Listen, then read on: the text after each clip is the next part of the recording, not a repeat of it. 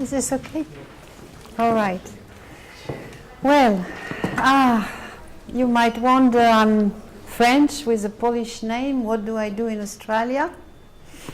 Well, I went there when I was in 1979 to do a PhD in anthropology, and I always drawn back there because what I experimented first with the Warlpiri people of Central Australia, but you see some of the ladies here, and then with other indigenous people in Australia.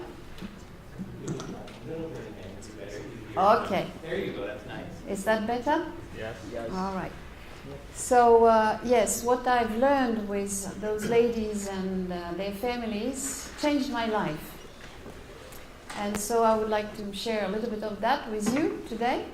And the book that was mentioned, Desert Dreamers, came out now in English, but actually it was published in France in 1989.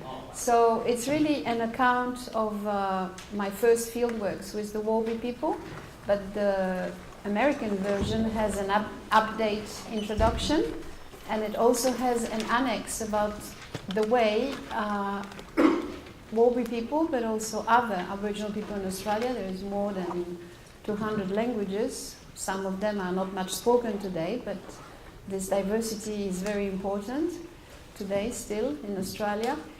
So the way they use new technologies, I mean the net specifically, but also how they got into trying to control the way the image that is given of Indigenous Australians is spread in the world, which brings them, of course, to be very critical of a certain way that social sciences, and specifically anthropology, but also any media, have represented Indigenous people.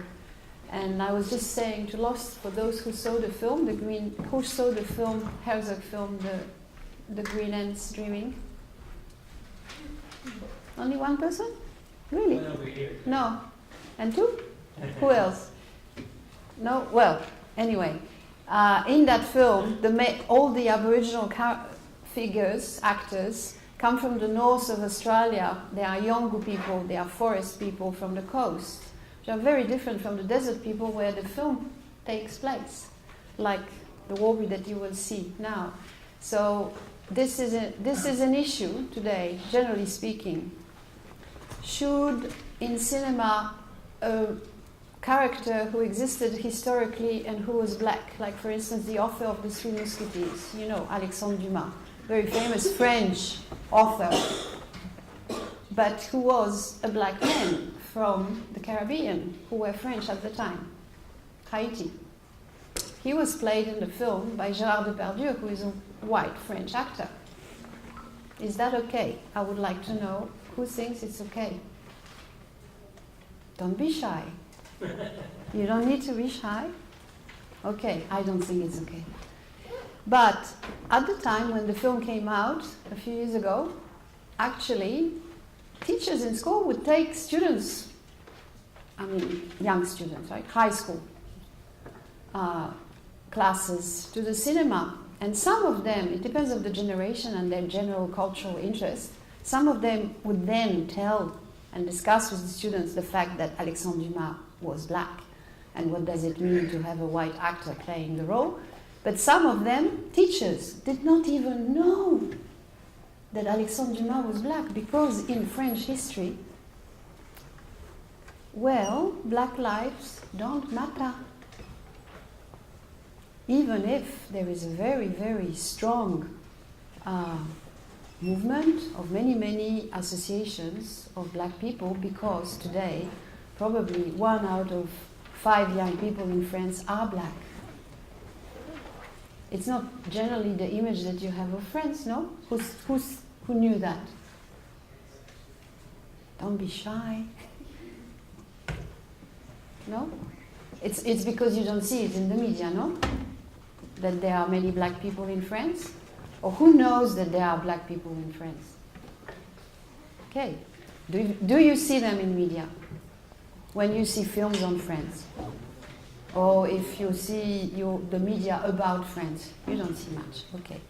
So it's really important. In double area, Montmartre, Yeah. there's a lot of black people, no? Oh, it's not just districts. I mean, there is all sorts of black people in France. There are people who are refugees. There are people who have African passports and come for work. You have a lot of elite African people who live in and are owners of flats and businesses in France. But you also have a lot of black people of several generations French.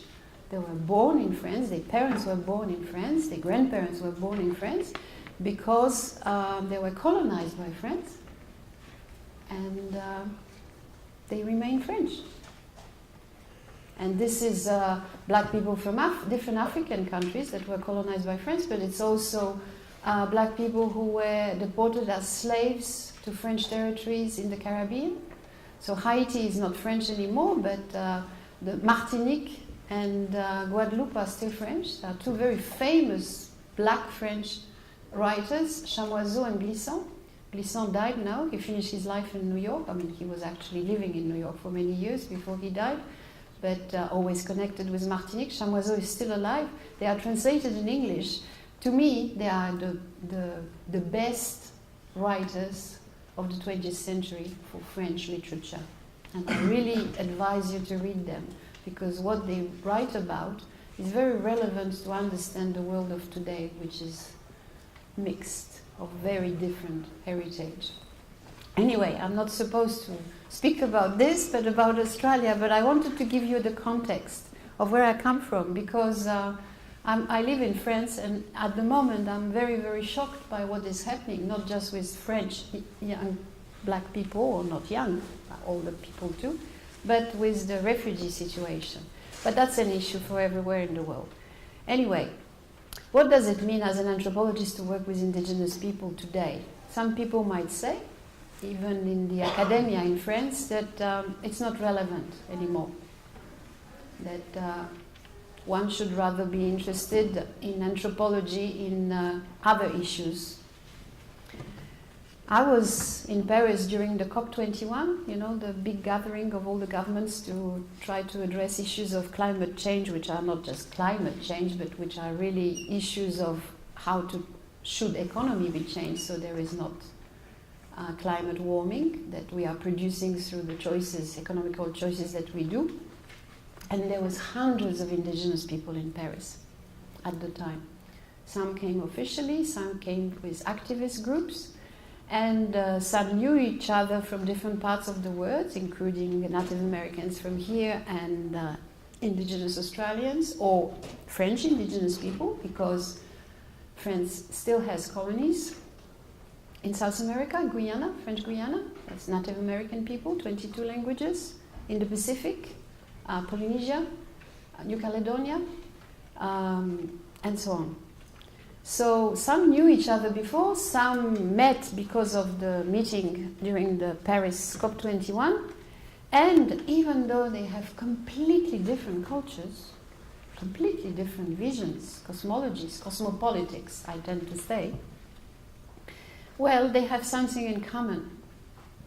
And what they had in common was to say that the Earth that we live on is not just a cosmic satellite that we use as a vehicle and in which we can pick up resources, but is something that is alive, living like us.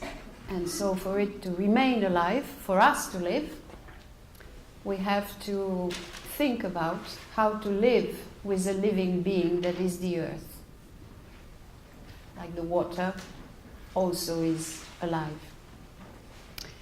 So I will speak now about what I have learned with the Warbi people, because today, and this photo was taken in 1984, and these ladies here are painted with a mapping of their country, which is relating to spiritual ancestors. They are still living in those sacred rocks that they walk on. This is the site of the granites, Yartolu Yartolu.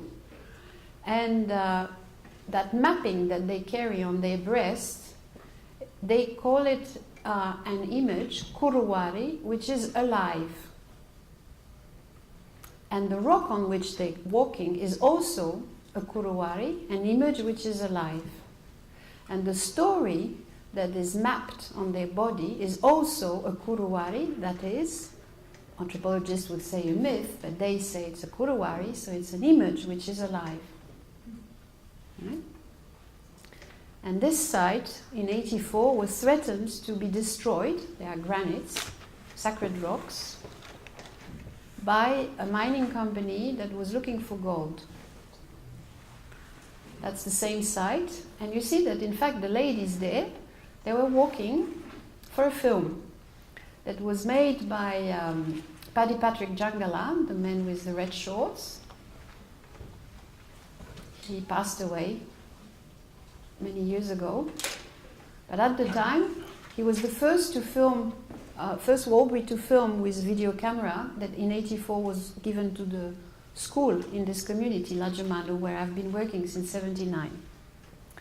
And so this was his first film, and the film was made on the decision of the women in charge of rituals and the cosmology and the relation to land, for the mining company to try to explain that they should not destroy the site. And actually, the video at the time was Betacam. I don't know if there is still that kind of equipment still in use, because we all have little digital cameras now. But Betacam, for those who don't know, had big tapes which were very strong, and you could use and reuse and reuse, and this is how they were using it. They were not making films to make archives and put aside. They were using the Betacam like today. Well, with computers, we can constantly make images and shift them on something else, but they were erasing what they were filming once they had used it. The idea was not to archive things. The idea was to use images and films for a specific purpose, either of communication. You would send a tape to your family or relatives or friends in another community or in a city, or to somebody in jail or in hospital. And then when it was seen, the person would refilm and send a message back to the sender or to somebody else. So for many anthropologists and archivists in Australia, this was terrible, because all those images that were made at the time were not archived. But what was most important for the Warlbury people was the fact that these images had to be used for a specific purpose, which was either to communicate with other people, or as a political tool, as you see here. So a few things written on that image. The sacred rocks, the kuruwari that I was talking about, the living images, the image forces of the Chukurpa. That's another concept in Warlbury, but also in some other desert languages. Literally, it means dreaming. There are other concepts in other languages that in Australia are translated also by dreaming, but etymologically in Warlbury, Chukur is really dreaming. But of course, it's not just dreaming in the understanding that we have in the Western world. It's the fact that dreaming is thought not as in opposition to reality. On the contrary, it is through dreaming that reality finds its ground. Because in the dreaming is a realm that you can reach when you dream, but also when you do rituals or where you walk on the land. Because the land is the materialization of the dreamings of all the ancestors.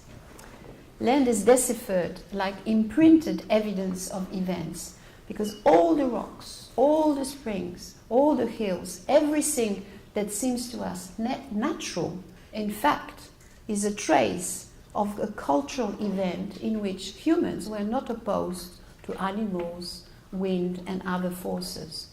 So the land was transformed and continues to be transformed through the traveling of all those image forces, which take different shapes, including the babies to be born today and tomorrow. So paintings, dances and ritual songs are archives in becoming, living marks, image forces, guruwari. You have to remember that traditionally indigenous people in Australia were hunter-gatherers.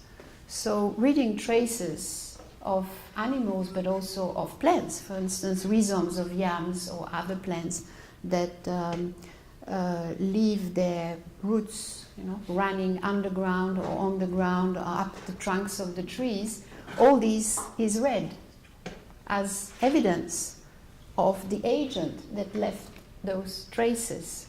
So it's really important to be able to read the traces in the land. It's an issue of survival. Now, I don't know who is familiar here. Do you read Durkheim?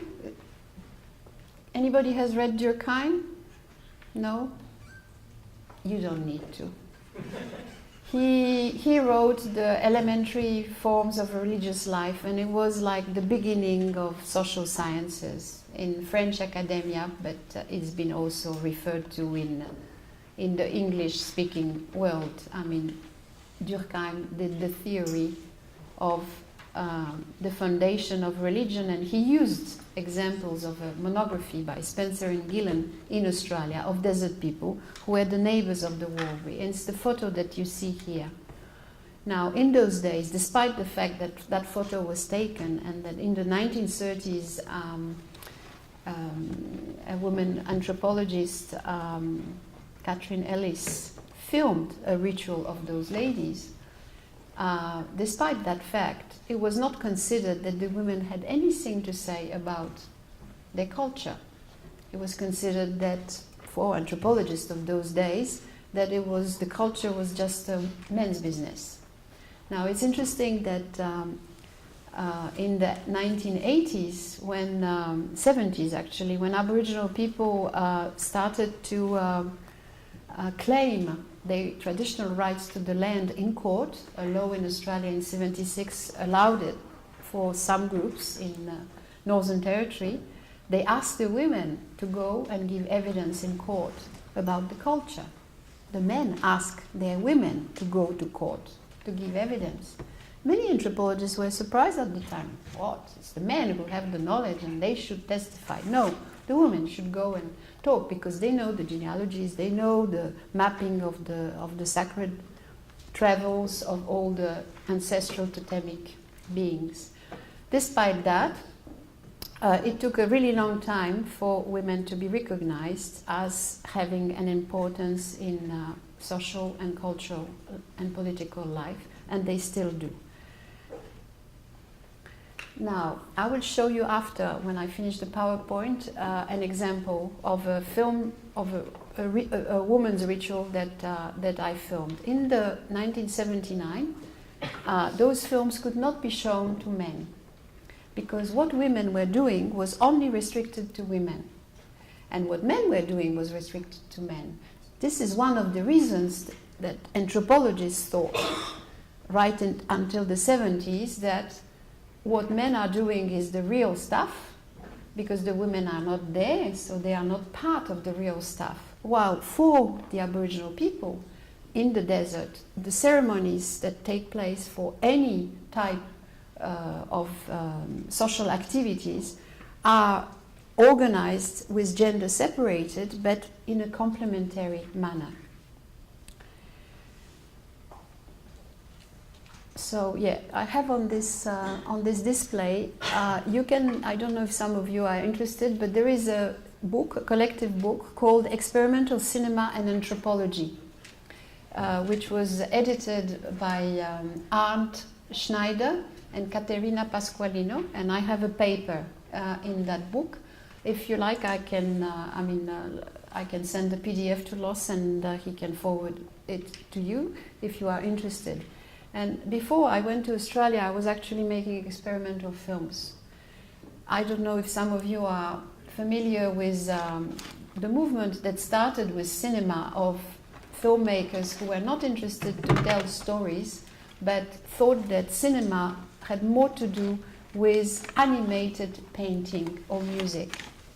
And so all this current was doing experimental films like visual effects, using the frames of 16mm or 35mm films, normal speed 24 still photographs, just like in an animation. When you screen it at 1 second, you will obtain a normal movement, but from 24 fixed images. So there was many experimental filmmakers who were filming not to reconstitute the movement, but on the contrary, to create discontinuous effects and superpositions by only taking 2 or 3 photographs or in movement of an action, and then the 3 next frames would be something completely different. So playing and creating all those rhythms, which were like a music for the eyes. So I used to make this sort of films.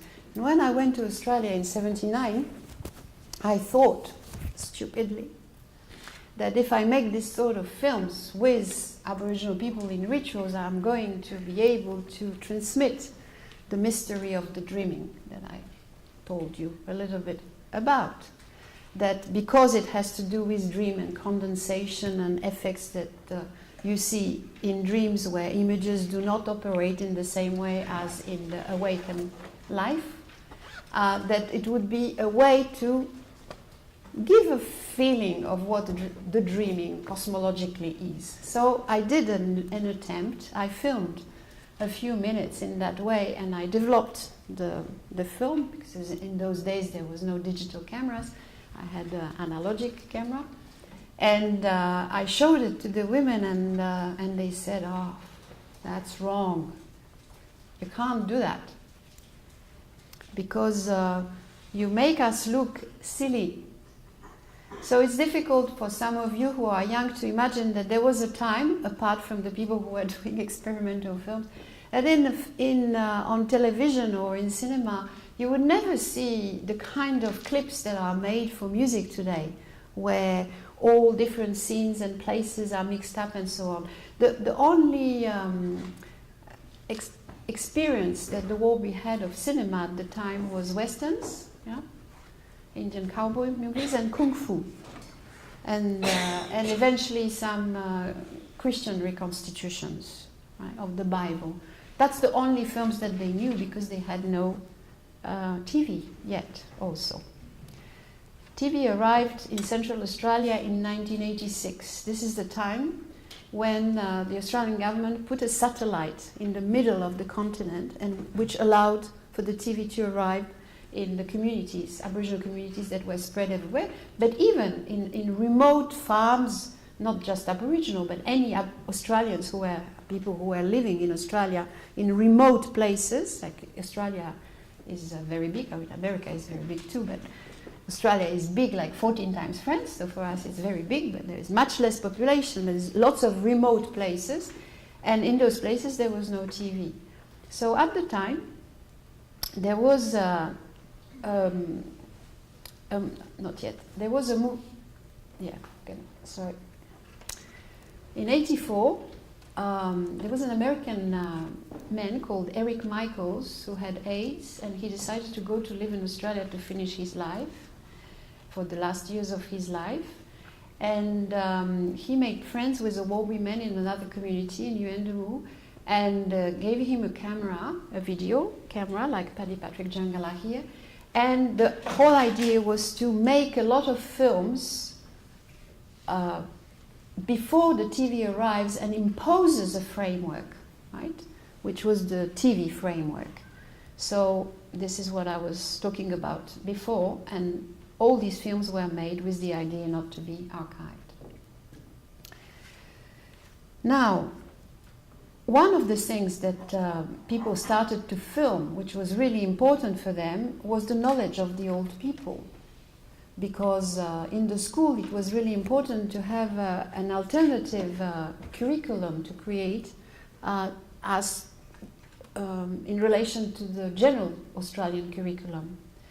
And here you see an example, for instance, of stories that old people would transmit traditionally through the rituals, but here it started to be transmitted in written form and through multimedia form. And so in the 90s now, early 90s, started the whole, became available, today you might think it always existed for some of you, but became available a way of thinking with hyperlinks, right? Of course today with the internet, with Google, everything is hyperlinked. But in those days, in the 90s, internet was not so spread, and the Web 2 did not exist, neither the social networks. And so for us, for me as an anthropologist, to be able to produce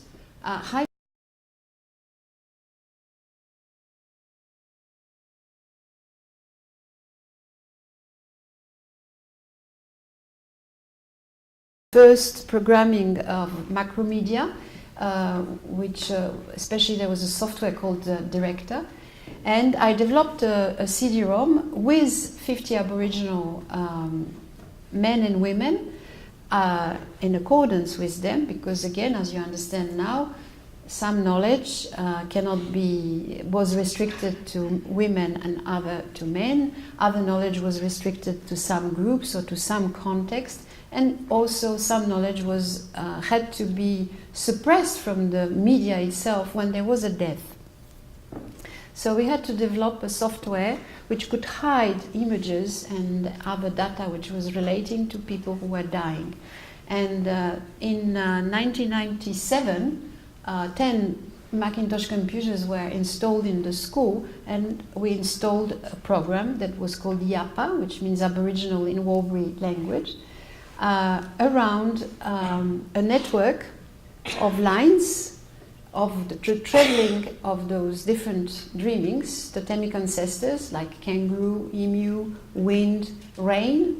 So 14 totemic constellations which were crossing the land, and with special places which were hyperlink places across the desert where different lines were crossing, and where by clicking on those places you could access to the story of that line, of the specific totemic ancestors, the rituals that I had filmed or photographed, the songs and stories that I had recorded, and the paintings that the Warlpiri people had started to paint on canvas for sale with acrylics.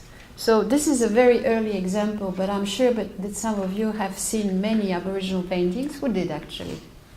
Anybody has seen Aboriginal paintings? Yeah. You can see Aboriginal paintings in all contemporary museums today.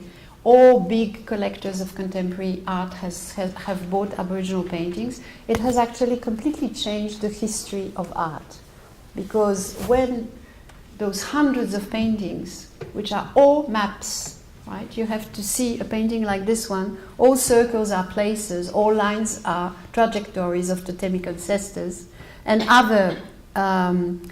other designs correspond to traces of different agents in the landscape. So here, for instance, the circle in the middle of the painting is a fire, and you have a man sitting on the top and a woman on the bottom, which actually has they are in it's a love magic painting, so they are both in desire, excitement. But the painter of that painting, Ronnie Lawson Jacamara, who is the smallest man on the picture that you see on the right, explains when he did the painting that you notice that there is a line on the bottom that is different from the other lines which are enclosed by circles. There is a concentric circle on the left, but then the two lines go that way and they are not closed by a circle, right? It's different. It's like lines which are going, which are not ended, right? Which are not stopped by a place. And the reason for that, says Ronnie, is that this specific story, ancient story, is talking about the fact that the man doesn't want the woman to go back to her country. People used to marry from different countries. They could not marry people from the same country because they were considered as brothers and sisters, even if they were not by blood. So this painting is saying that normally a married woman should follow her husband on into his country, which is not just one place, but which is many places. But this is a dreaming which explains this problematic, which is constant in many, many stories, because the women always want to go back to their country. And actually, the social organization visit their family and so on. But because they're all semi-nomads, everybody's moving. So that means that along the different seasons, every year, you have to travel. And in fact, even if you go up and down the different lines of, as a man, of your lines of dreaming or the lines of your husband, you come to cross lines of your mother's side and of other allies. So the Warlpiri, like other desert people, were constantly moving from one place to another, where they were doing rituals on different places, and the social organization was such that you had to have people who were not from your own line during a ritual. A ritual could not take place without people from your mother line or your spouse line. And when in the 70s the people did their land rights, they asked for the recognition of that system. And of course the Western system could not understand that. Because for the Western system, if you are an owner on this land, you cannot be at the same time an owner on another land that belongs to somebody else. So there was lots of discussions of that level, but this shows already a difference of understanding that has slowly destructed the system of solidarity on which was built all this mapping of the lines of the land, which were not exclusive lands, where on each land you had the people who had a certain relationship to it, of brother or father, and other people that you needed to look after the land, who were mothers, uncles, or cousins, or whatever. You see here a very famous artist, A.B. Jengala, who is painted for not a ritual in this case, but for demonstrating in the street of Kasserine, a city outside of the Lajamanu community. For those who will look at the book, there's a Dreamers on the back. Los, I don't know if you want to circulate an example of the book or show it. There is a figure that is called a hypercube. A hypercube is a topological figure, which is like 8 cubes which are intersecting, and in such a way that when you draw it in 2 dimensions into a projection, you have 8 different projections which are mixed in the same design. Anybody's familiar with the hypercube? Yeah? Okay. So the system of organization for the Warlpiri people in the desert and many of their neighbors corresponds first to a cube with 8 names which have the same values, arithmetic, algebraic values that a diedric group, which is the cube, and then the systems of alliances between the people corresponds to a hypercube. So that's really important because it shows that there is a very complex cosmology which corresponds to properties which we define as mathematical. And then you have people who would say, oh, Aboriginal kids cannot learn mathematics. Well, they don't like arithmetics, but they're really good with topology. And which means also that there has been lots of different attempts by Aboriginal people to develop specific curriculums which would enhance that type of knowledge, which is useful for us today. This is just an example of that CD-ROM that we produced with the Warlpiri people and that was distributed by UNESCO. Now, you see this lady with the boomerang here, Lorna Naburula.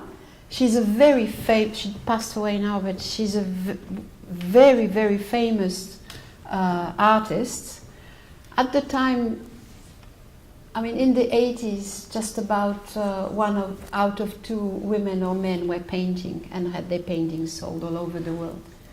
Now there is less young people who do it, but there still is a lot of very renowned artists. So I wanted just to show you this lady because after she died there was an exhibition with hundreds of her paintings, and something happened at that exhibition that I filmed that I will show you later. So we pass here. Here you see the computer labs in La Germano, and ADSAS, for those who are interested, that ADSAS is software that was designed, a system of annotation of archives that was designed by an anthropologist in France for us who are French or not French, who are working in Oceania, so that is in Australia or other countries in the Pacific, Oceanian Pacific, to put our archives online. And so a few years ago, I went to La Germano with this to begin to annotate the archives that I had collected over the years with the Walbury, and organized workshops for them to annotate what they wanted. So they were extremely enthusiastic about the process, but what they liked most was to take photos with their telephones of the screens. So in the beginning, it was the annotation system was like on Facebook, right? They would comment a photo, and then somebody else would go on the photo and see the comment made by somebody and add a comment. But as you know, if you are on Facebook or other social networks, you have to display vertically the different annotations that people do every day, new one. And how do you find old stuff?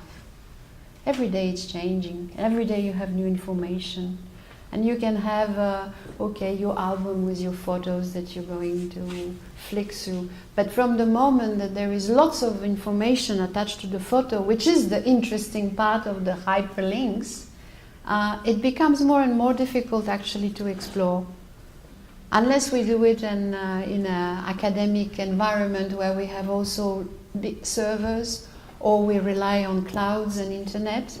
But on internet precisely, what happened with Aboriginal communities today, they have less access through Wi-Fi to internet than they used to have 10 years ago, because it has become a commodity. So it costs a lot of money to be online in those communities. And 10 years ago, they were constantly posting stuff on Web 2, making their own YouTube. On YouTube, they were, as soon as YouTube existed on Web 2, a lot of indigenous people and Aboriginal people in particular were posting constantly things. And you can find, thousands of clips all the time, which are really, some of that stuff is really fantastic, because it's always a trial to indicate to the viewers that they present themselves differently from the way they were presented traditionally through prejudice of social sciences, anthropologists, missionaries, administrators, politicians, whatever. So there is really fantastic stuff. But I find there is a problem in the archiving, in academic archiving, because these are tools like for libraries and for us as researchers, but they are difficult to cruise through, because they are organized according to categories, ontologies, which are classificatory and not necessarily reflect the way knowledge is organized, and things are connected for the people. And my experience with the CD-ROM was much more exciting, because it was a mapping. People who could not read and write could go on the lines, and we had little icons for them to recognize the different ancestral dreamings, and they would choose according to the images and the sound how to navigate. And the old people were really excited by that. Now, with a system like ADSAS, because it's made according to categories for any type of situation, you need to read and write to be able to travel through that. So it's quite different in cognitive terms. Okay. I would like just to tell this little story. Here, this old man is about 90, big ritual leader, Henrico Giacomara, and he's now, we are in 2011, he's listening to a recording that we had done in 1988 of a men's ritual, and he gets really excited and starts to sing what he's hearing in the cask. And when I was in Brazil in 2013, I presented that little clip to the students there who were indigenous students, Shoklen, Kangan, and Guarani. Sorry, an I is missing in Kangan. It should spell K-A-I-N-G-N-J. And Shokleng is also, the other name for the Shokleng is Laklano, that the people, that the group specifically prefers to be called by now. And so they heard that song, and immediately they repeated it. It was an amphitheater like this one, I mean twice as big, full of men, women and kids who were indigenous students in Florianopolis, and the men sang the song that they heard. They could not understand the words, but they got the tune and they repeated it. And I was so moved by this event, because it, for me, and then we talked about it, of course, it meant that they allowed themselves to repeat it, which means you can only do that if you recognize something, right? You cannot do that unless you do it in an offensive manner, right? People can mimic. But this was not a mimic. This was, and then when they finished, everybody laughed. And they started to ask questions. What do they eat? And what are the animals in the landscape? And do they marry with two moieties like we do, and so on? So we started the lecture with that issue of indigenous people being really different according to different places, living in different environments, having different histories, colonial histories and so on. But something is common. And this thing that allowed those Indians in Brazil to sing, to recognize something of themselves in the pleasure that this old man had in singing this old ritual song, this is what I call, with my theoretical reference specifically to Deleuze and Guattari, a refrain. In French it's a ritornello in music, right? So a ritornello is something that brings back something from the memory for you, right? It's like it's not just a refrain, it's something that wraps up inside, deep in your memory, and brings back something that is not quite clear but feels very familiar. And so even though they were never confronted to indigenous people from Australia, in that singing there was something that triggered that type of common ground. Existential territory is another expression also. Now today, young Aboriginal Warlbri people participate every 2 years in a festival called Millbury, and where the young ones dance hip-hop while the old people dance traditional way.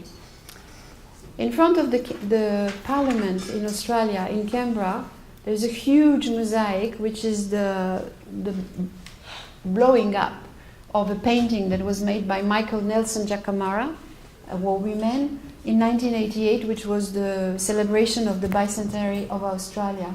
And what is really interesting is that for that celebration, he accepted for his painting to become a memorial to a promise of reconciliation in front of the Parliament.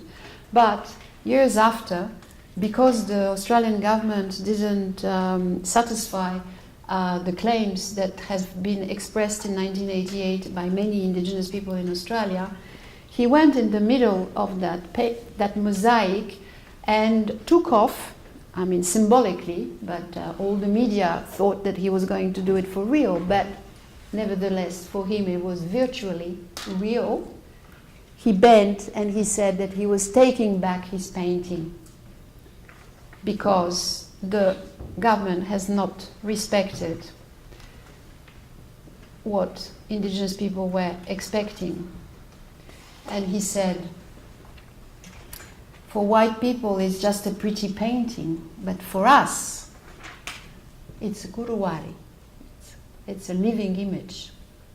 And if people don't understand that through this living image we have a link to the land that should be respected, well, it's wrong.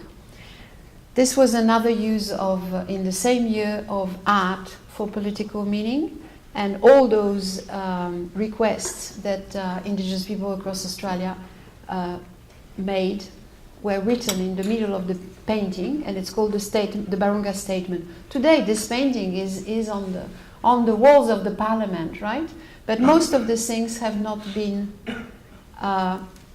respected. This is what was on the paper. 1, to pass a law for a national elected Aboriginal and Islander organization.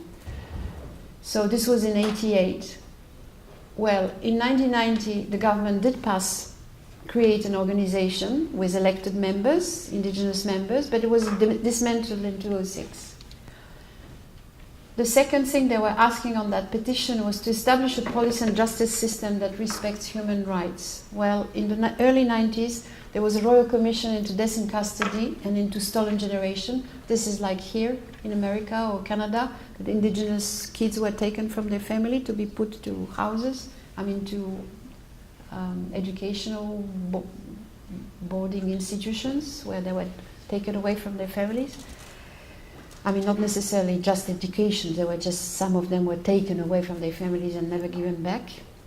Many of them, actually in Australia, 1 out of 5 children. So in 2004, a death in custody and riot in Palm Island provoked a so-called riot. And still today there is more death in custody, and Aboriginal people are about 3% of the population of Australia, but in jail they represent across Australia 40%, and in the north 78%. You go to jail if you don't have a license for driving, and most of young people don't have a license because it costs too much. It costs too much to go in the city to get it because you can't get it in a community.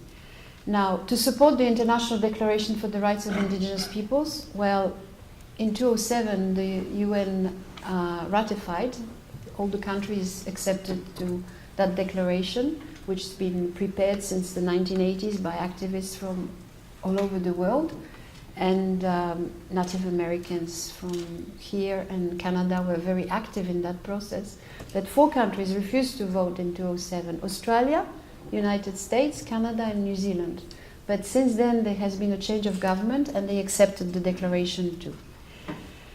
And the fourth thing that the statement of 88 was asking was to sign a treaty or compact. Contrary to the situation here in the United States, there was never a treaty signed by the British with indigenous people in Australia. So they have been fighting to get that treaty. And it still hasn't happened, and it's still on the table. And there has been a very famous Aboriginal rock band called Yothu Yindi from Arnhem Land, the northern part of Australia, who wrote a song called Treaty that was on the top chart, world top chart, and it was a rock band in the 1990s. But the main singer now passed away, and the treaty still not happened. But in 1993, an indigenous man from the Torres Strait Islands, north of the continent of Australia, which are Australian, won after 12 years a claim to the land which was challenging the notion of terra nullius. So when the British invaded Australia, they declared that Aboriginal people were not owning Australia, contrary to the treaties, right, in America. Some of them are not respected, but Indians were recognized as occupants of the country.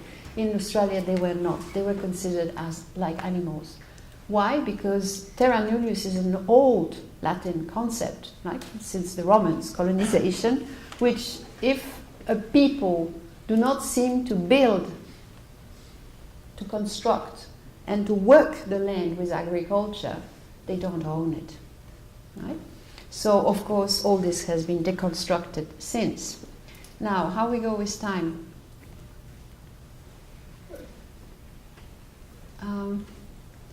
What should we do now? Do you want to see some images, film, or do you want to ask questions? I think film would be good. Yeah? Okay. So what time do we stop normally? Now or not? We could, Okay. we could say, I don't know, another half an hour or an hour. As you Okay. I will show you now the festival, the Millbury Festival. This you can. Oh, you want Sorry? to know if anyone has questions just before the film, just in case. It's fine with me. No, this film can be shown. It's not a But problem. is it a half an hour? Ah, no, it's just a few minutes. Oh, okay. No, it's not half an hour. Don't Because I have a worry. question. Okay. Huh? Oh, you have a question. No, we'll wait. Yeah, go Because for they it. often don't have a question, so Yeah, I- go for the questions. No problem. Does anybody have a question? I've experienced the same thing. So you can ask the question, then you can. So I'm just going to snapshot this, okay? Because we could talk for an hour. But I'm a librarian, and so Yeah, and archives yeah. have a valuable role to play in the work that you're doing. Not in the work that I'm doing, but in relation to enhancing the knowledge of those populations. Thank you. That was a softball question. That was like, I agree, yes, libraries are helping those folks do that. That's a,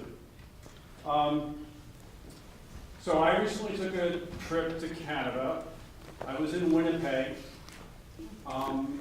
For 1 year now, less than a year, the Canadian Museum of Human Rights has been open.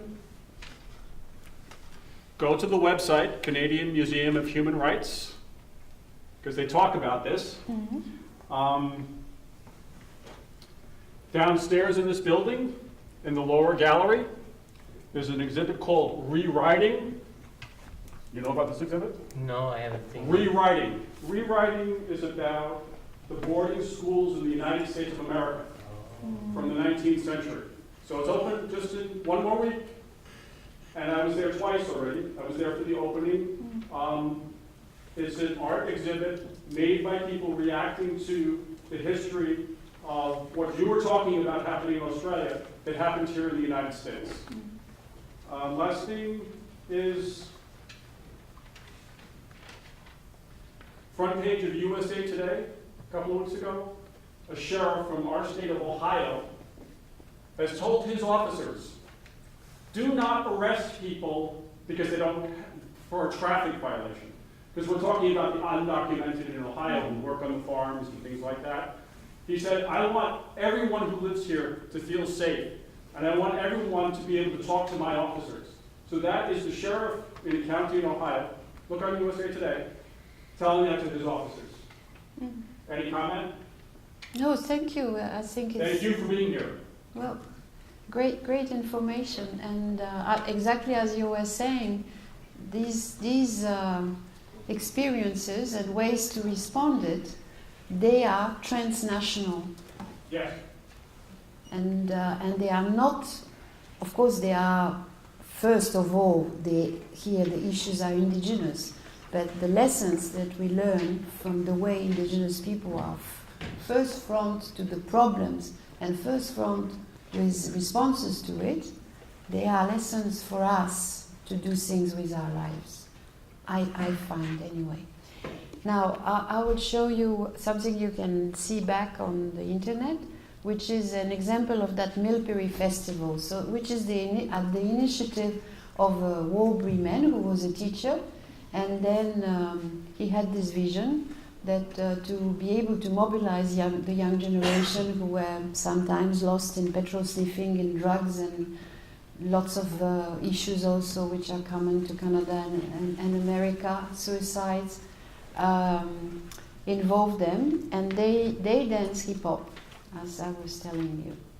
So there is, it's not the music of the The music is for the clip.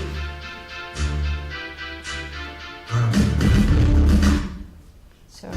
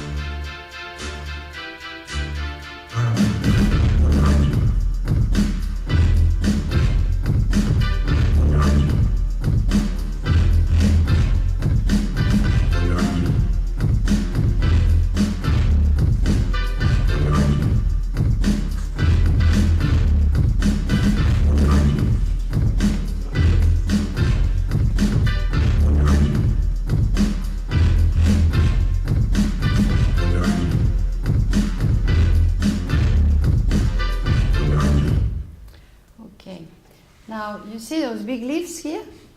Well, here it's a festival, so they dance, but this was performed during the last stage of the initiation of young boys who were going through, for becoming men, through circumcision.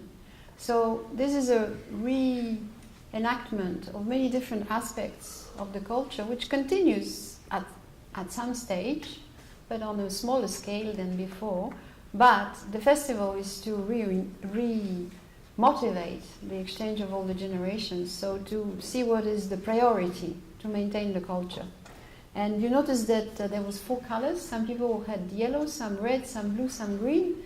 Well, this is also a vision of Wanta, who decided that, you remember I was telling you about the cube and the 8 names, which are divided, in fact, in 4 different groups of exchange. And anything that is named in nature and culture belongs to one of those 4 groups. So he decided to appoint a color to every one of these groups. So for instance, if you are kangaroo, it's the red color. If you are honey, it's the yellow color. If you are rain, it's the blue. And if it's yam, it's the green. And he made bracelets, plastic bracelets for the kids in school. And so that it relates to the skin name that each of them has in relation to their dreaming. And there are classes of young Australians from the cities who come to Millbury sometimes. Some teachers are interested to bring them. And when they go to the school, even though the government decided to stop funding the bilingual program, well, Wanta and others organize for those kids from the city who are not Aboriginal, or who are also Aboriginal but who live in the city.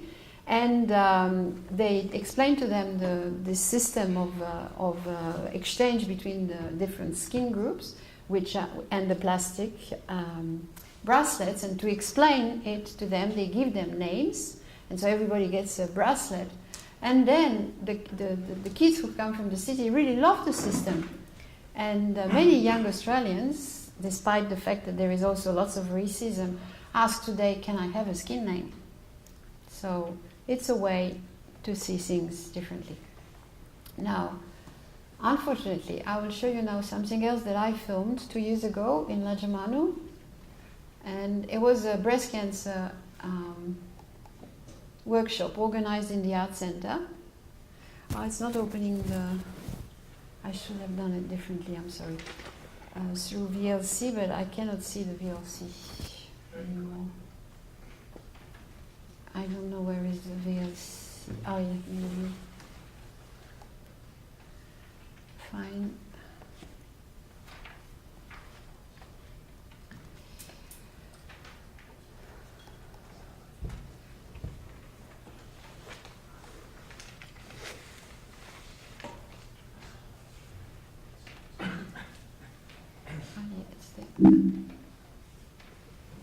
No.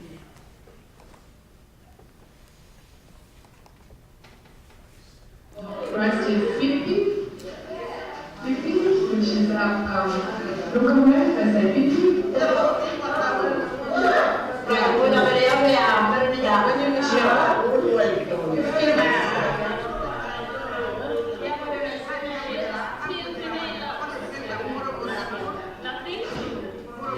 Yeah, so next week, this pink truck is coming.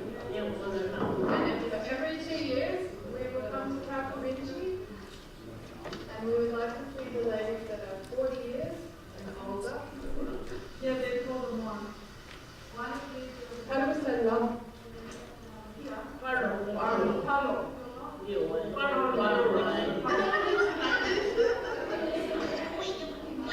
Don't hurt yourself. Don't hurt yourself. You don't want any injuries.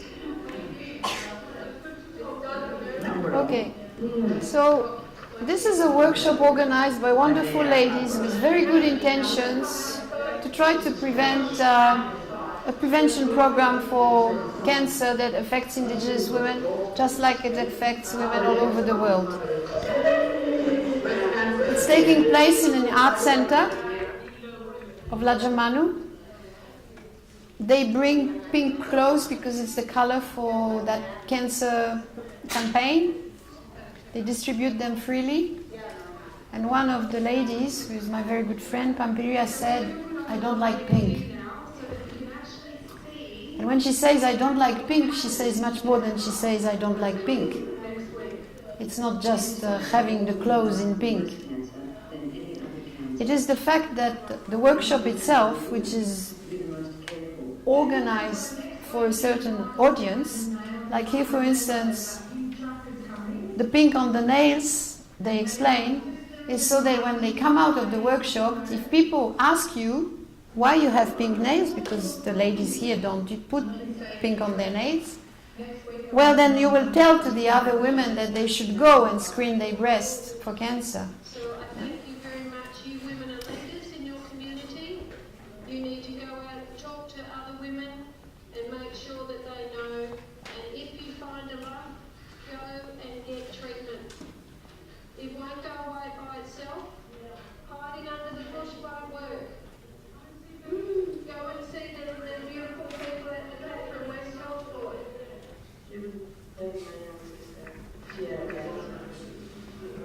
Yeah.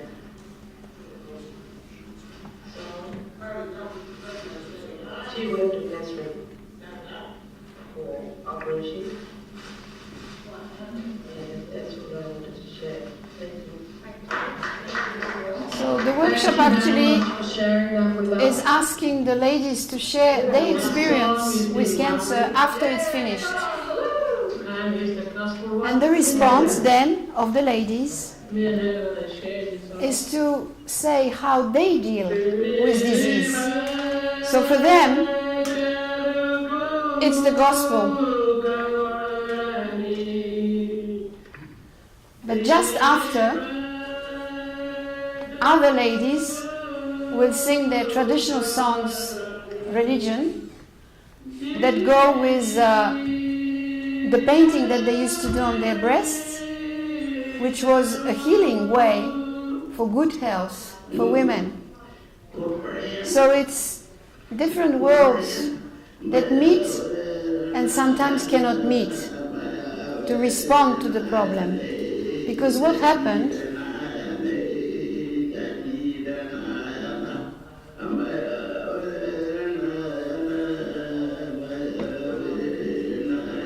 after this workshop, no woman went for the screening of the breast.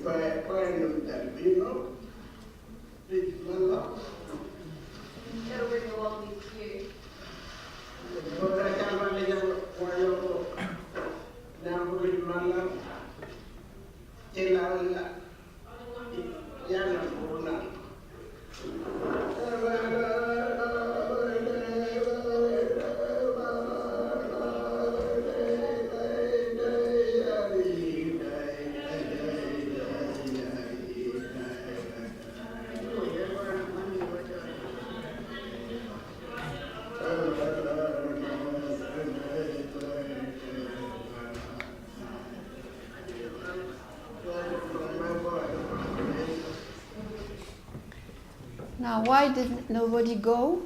Because there was a death of a very important elder, and they went to the funeral because that was their priority. But this old man was very sick in the community in La Germano, and the health center decided that they had to send him to Darwin, which is 1,000 kilometers away, to hospital. He was dying. So they sent him to Darwin. When he arrived in Darwin, he was sent back 2 days after because they said they couldn't do anything for him, and he died in the plane on the way back. And that happens very often.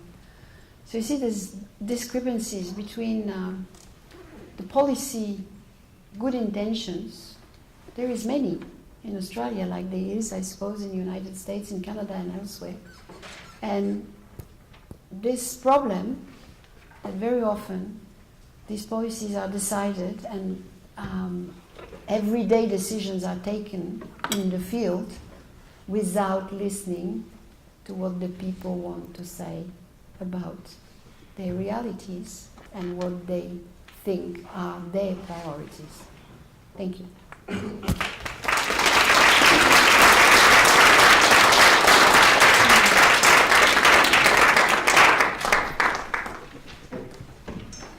What was the breast cancer screening then not a success? Well, nobody went. Nobody went. The truck that had the machine was 100 kilometers from the community because in another community, but to which you can arrive with asphalt, a road which is bitumen. While from that place to La Germano you have a dirt road, so that truck could not take that dirt road because it was not good for the machinery, right? So the screening, they had to go 100 kilometers, but there was a truck organized to take them there, and nobody came. What was that machine that presses the... Yes, that machine, yeah. That's hard to... Because that also produces a lot of false positives. Yeah. That Sorry, I cannot hear. Oh, that machine also produces a lot of false positives. Ah, okay, well, I know. Yeah. Yes? Anyone want to go before me? I'm going to be quick. Okay. I agree with thank you for showing the film. I agree with what you said 110%. If you haven't already, read the front page of the Buffalo News today. Jericho Road Community Health Center, where I get my flu shots on the west side. They're front page news because they're doing what you're talking about in Sierra Leone. If you have not heard the story, go to the Jericho Road Community Health Center website, go to the Buffalo News website right now on your phones, because what you're talking about as far as the issues that you're talking about in Australia and in Africa and in Canada, they're happening right here in Buffalo, but they're also happening in Sierra Leone. But Jericho Road is working in both countries. They're working in the United States and they're working in Africa. So thank you so much for coming to visit. And I'm just going to do 2 more quick promos. I was recently in Vancouver, Canada for the first time in 20 years. If you're ever in Vancouver, Canada, go to the Museum of Anthropology because they're all about what you're talking about. It's a wonderful museum. Go to their website, just like you're going to go to the website for the Canadian Museum of Human Rights. The Museum of Anthropology is on the campus of the University of British Columbia. You might want to go to school there one day. The archivist at the Birchfield Penny, she's a wonderful woman. She did her internship at the Museum of Anthropology. So if you're ever at the Birchfield, talk to the archivist. And the last thing is, I was a librarian at the Health Sciences Library. Thank you for talking about health and all of those issues. Here at UB, this Health Sciences Library, South Campus. Yeah, it's a great library. Anybody would like to ask a question? Yes? I have a question about the schools you said in their communities. How long have those schools been, I guess, existing as not as boarding schools, but as a way to actually teach them this technology? Okay, so in communities, in the 1980s, there has been a very strong movement for bilingual education. So languages that were written with linguists like Warbury, it's actually an American linguist, Kenneth Hale from MIT who did the dictionary for Walbury, so which helped to develop a whole curriculum for schools. And at the time there was 4 Walbury schools in 4 communities: Lajamano, Yuendumu, Willowra and Alikorang. And it was very, very successful. It ran for 12 years. And then from year to year, right up to 2007, the government decided to stop funding bilingual education. And that was dramatic, because just in Lajamano, 25 Walbury teachers lost their jobs. And this was that year, 2007, it's what was called the Northern Territory Intervention. There was a general move to disempower Aboriginal communities for all the things that they had achieved, really, in the name of the fact that it was costing too much, that there was sometimes corruption, but like it exists in many of our governments, generally speaking, across the world. But they completely dismantled councils, schools, with different policies. So then, this is one of the images that I showed you, the Aboriginal people who had royalties from mining gold or exploration of other through mining companies on their land, they invested that money into what they call the Walbury Triangle, which relates those three of the communities that I was telling before, to develop digital schooling and bush schools. So they're still trying now. Now there was such a strong opposition against this parliamentary decision of stopping the funding of bilingual education that now it's back. But they have lost a whole generation of people and young people who are ready to take over and teach. So now there is a gap. There is not enough possible teachers, Walbury teachers, to do it. And the ones who could were so mistreated, you know, that some started to drink, some don't want to to go back in the school. So it has actually radicalized the whole situation, and it's very sad. But media, there is young people invest in music, in making films, and I personally believe that this way of appropriating themselves and trying to do their own things can be a response for the future. That was my next question, is to what was being done to put this technology into the Indigenous people's hands? Do you, in your experience, have you noticed like what kind of feedback they've been receiving from, or they've been giving in receiving this technology? Yeah, well, there has been many different steps.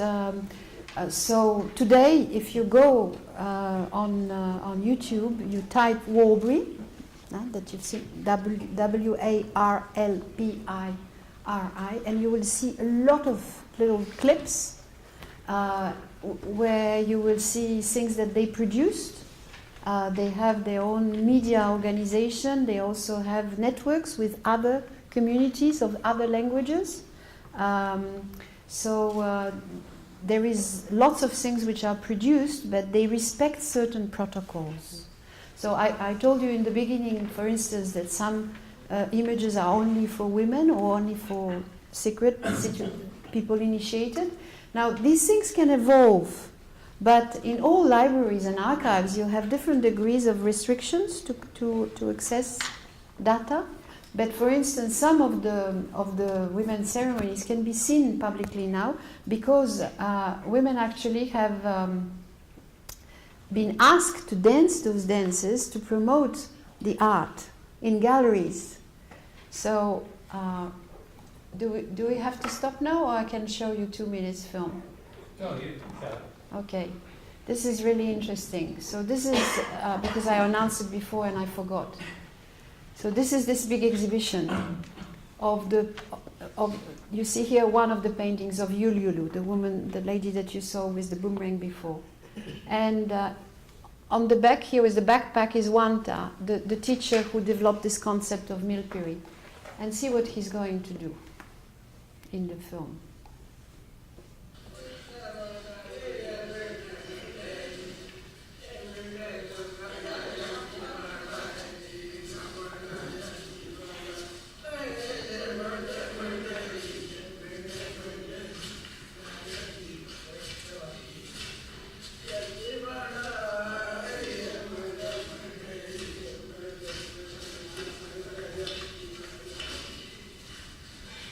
Okay, so you've seen?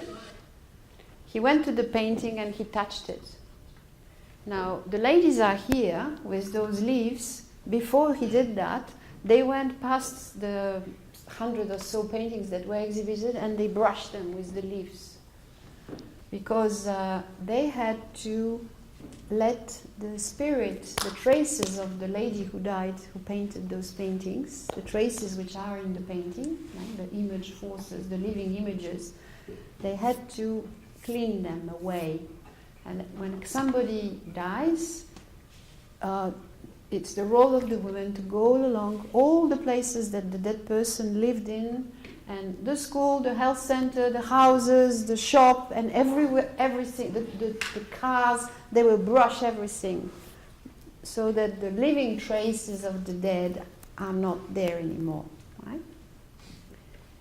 Why? So that the spirit of the dead person can find its way in the cosmos and in the dreaming. But he touches the painting before they brushed it.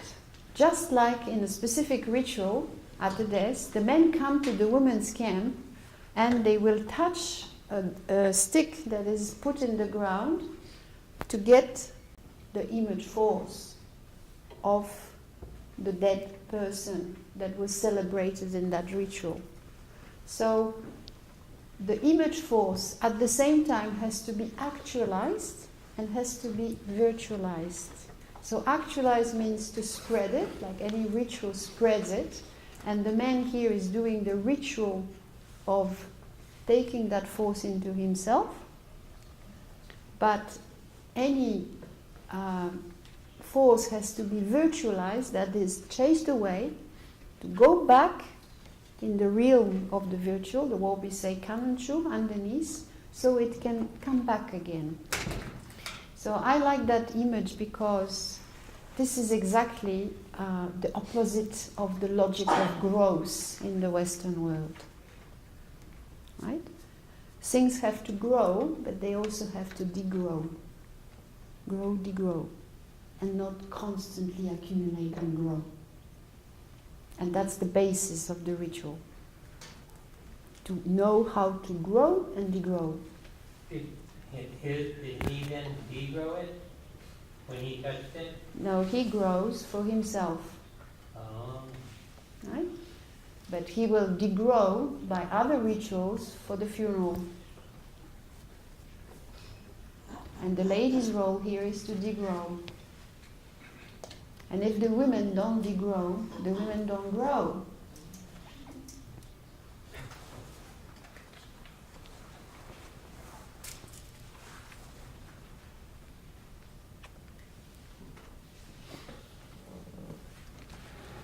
Another question?